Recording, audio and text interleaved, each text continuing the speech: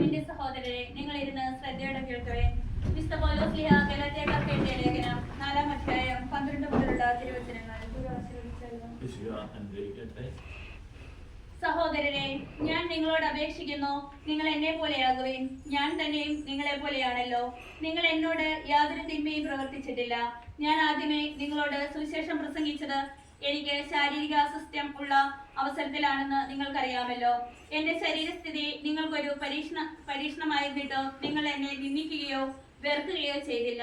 മറിച്ച് എന്നെ ഒരു ദൈവദൂതനെ പോലെ, യേശു ക്രിസ്തുവിനെ പോലെ തന്നെ നിങ്ങൾ സ്വീകരിച്ചു. നിങ്ങളുടെ ആ സന്തോഷം ഇന്ന് എവിടെ? സാധിക്കുമായിരുന്നെങ്കിൽ നിങ്ങൾ സ്വന്തം കണ്ണുകൾ പോലും ചുഴന്നെടുത്ത് തരുമായിരുന്നുവെന്ന് എനിക്ക് ബോധ്യമുണ്ട്. അങ്ങനെയിരിക്കെ നിങ്ങളുടെ സത്യം തുറന്നു പറഞ്ഞുകൊണ്ട് ഞാൻ നിങ്ങളുടെ ശത്രുവായെന്നോ? അവർ നിങ്ങളിൽ താല്പര്യം കാണിക്കുന്നത് സദുദ്ദേശത്തോടെയല്ല, മറിച്ച് നിങ്ങൾ അവരിൽ താല്പര്യം കാണിക്കേണ്ടതിന് നിങ്ങളെ ഒറ്റപ്പെടുത്തുകയാണ് അവരുടെ ലക്ഷ്യം. നല്ല കാര്യത്തിൽ താല്പര്യം കാണിക്കുന്നത് ഞാൻ നിങ്ങളോടൊത്ത് ഉണ്ടായിരിക്കുമ്പോൾ മാത്രമല്ല, എല്ലായ്പ്പോഴും നല്ലത് തന്നെ. എന്റെ കുഞ്ഞുമക്കളെ, ക്രിസ്തു നിങ്ങളിൽ രൂപപ്പെടുന്നത് വരെ വീണ്ടും ഞാൻ നിങ്ങൾക്ക് വേണ്ടി ഈറ്റുനോവ് അനുഭവിക്കുന്നു. ഇപ്പോൾ നിങ്ങളുടെ ഇടയിൽ സന്നിഹിതനായിരിക്കുവാനും എന്റെ സംസാര രീതി തന്നെ മാറ്റാനും സാധിച്ചിരുന്നെങ്കിൽ എന്ന് ഞാൻ ആഗ്രഹിക്കുന്നു.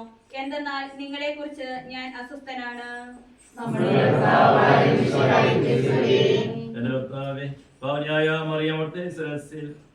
പൂശിയപ്പോൾ അങ്ങനെ പ്രസരിച്ച കൃത്യമായ പരിമളം ഈ രൂപത്തിലുണ്ടാകട്ടെ. അത് ബഹുമാനത്തിനും നിങ്ങളുടെയും ഭാവങ്ങളുടെയും മോചനത്തിനുമായി ഈ രൂപ ഞങ്ങൾ സമർപ്പിക്കുന്നു. സുതരെയും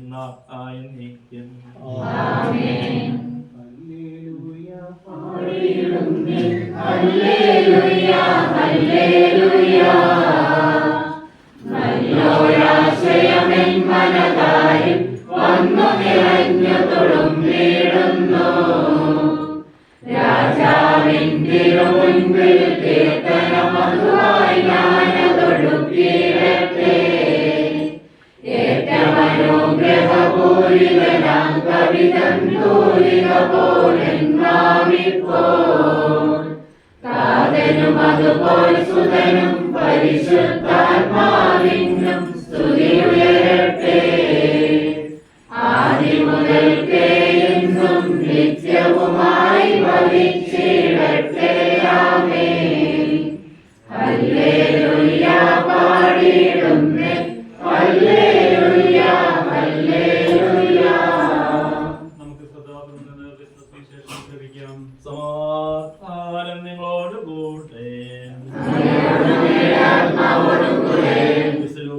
അറിയിച്ച നമ്മൾ സുവിശേഷം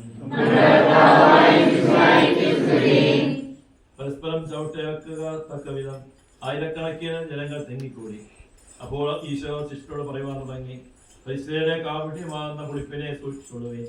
മറന്നിരിക്കുന്നതൊന്നും വിളിച്ചു വരാതിരിക്കില്ല, നിഗൂഢമായിരിക്കുന്നതൊന്നും അറിയപ്പെടാതിരിക്കുകയുമില്ല.